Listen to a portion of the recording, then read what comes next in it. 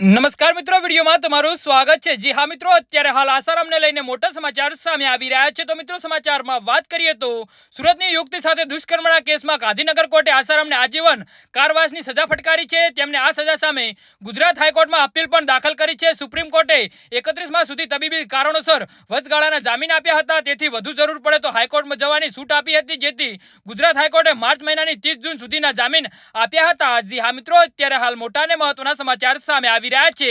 હવે આસારામ દ્વારા જામીન અરજીને લંબાવવા માટે હાઈકોર્ટમાં અરજી કરવામાં આવી છે। એના પર હાઈકોર્ટમાં સુનાવણી હાથ ધરવામાં આવશે। હાઈકોર્ટે 1 મહિના જામીન લંબાવ્યા છે।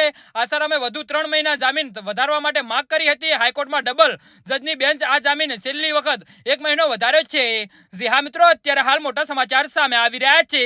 આ પહેલા 27 જૂન હાઈકોર્ટે 7 જુલાઈ સુધી જામીન લંબાવી આપ્યા હતા। અરજી મુજબ આસારામ વયો વૃદ્ધ અને બીમારીથી પીડાતા હોવાનું national legal service authority certificate પણ રજૂ કરવામાં આવ્યું હતું। અગાઉ હાઈકોર્ટે આસારામના પુત્ર નારાયણ સાંઈને જોધપુર ખાતે આસારામ ખાતે મળવા જવા 5 દિવસની હંગામી જામીન આપતા હુકમ પસાર કર્યો હતો।